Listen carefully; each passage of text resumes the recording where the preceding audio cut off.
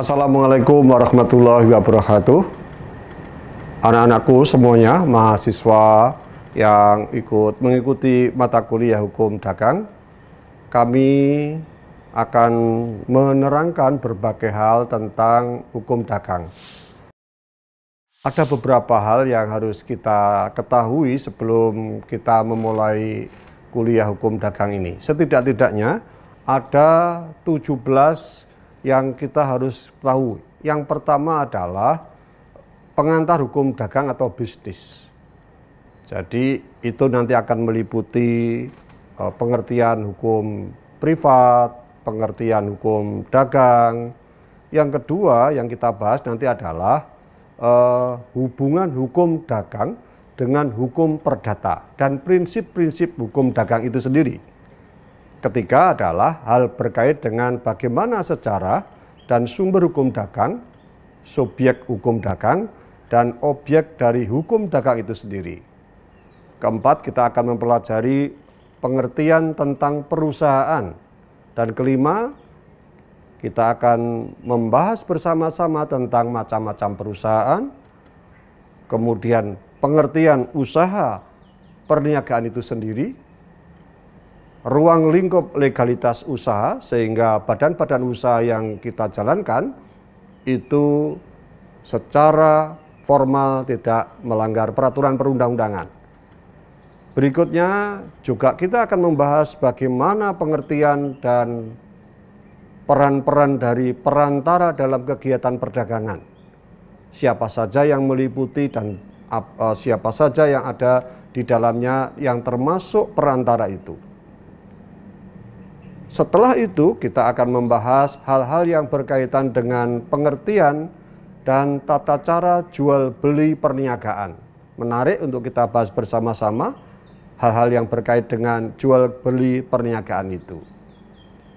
Tentu tidak perlu kita ragukan lagi dan kita akan membahas hal yang berkaitan dengan jenis badan usaha, yaitu badan hukum dan bukan badan hukum.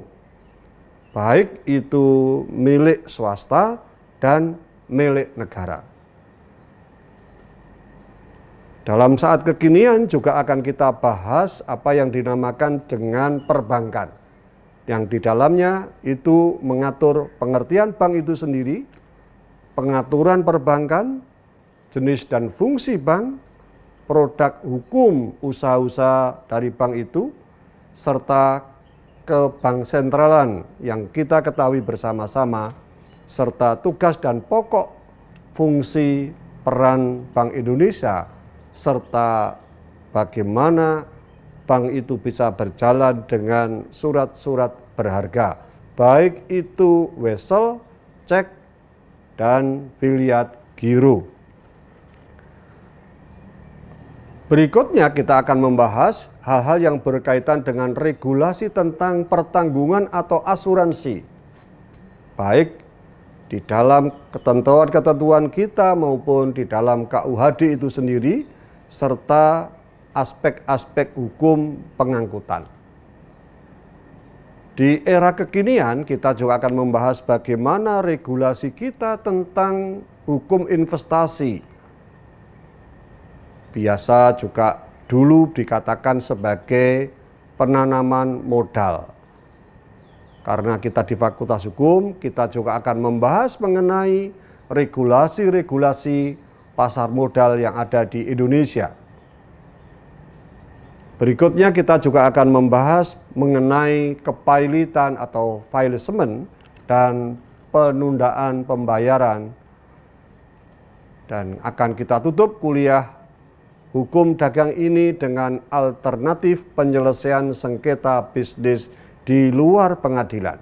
Karena kita ketahui bahwa sengketa bisnis itu bisa dilakukan di pengadilan atau yang dinamakan sebagai litigasi, dan di luar pengadilan atau yang dinamakan sebagai alternatif penyelesaian sengketa atau APS atau alternatif dispute resolution, yang meliputi negosiasi, mediasi, dan arbitrase. Para mahasiswa, Mari kita bersama-sama melihat dan mempelajari dengan baik tentang definisi hukum dagang itu.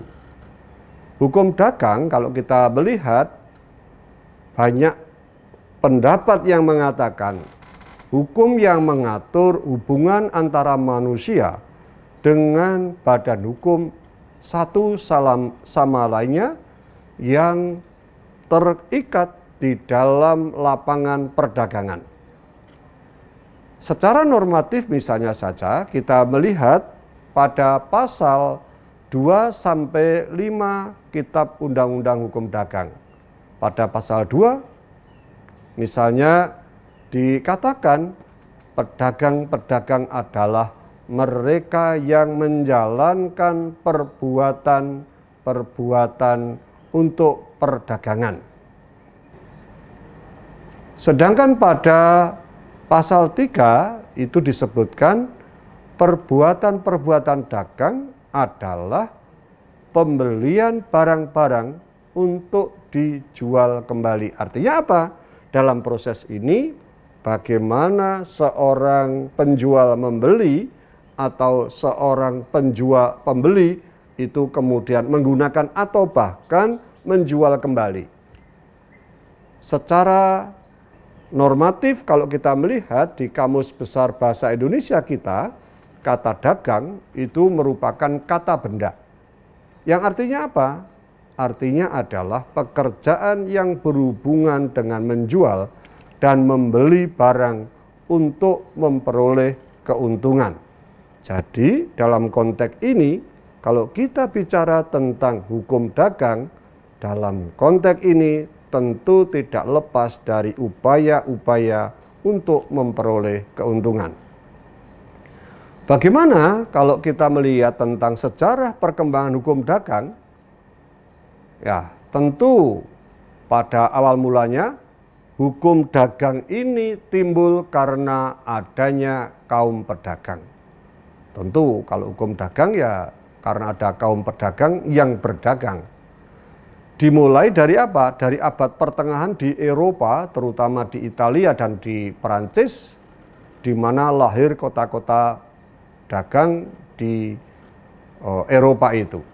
Namun kalau kita melihat di hukum Romawi kita tidak dapat menyelesaikan perkara-perkara perdagangan di kota-kota tersebut.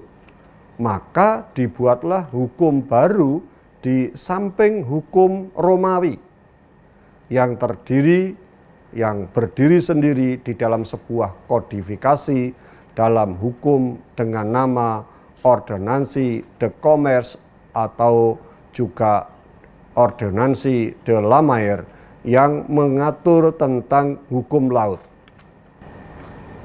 Demikian yang bisa saya sampaikan, hal-hal yang berkaitan dengan perantara-perantara pada perdagangan di Indonesia. Demikian, terima kasih. Assalamualaikum warahmatullahi wabarakatuh.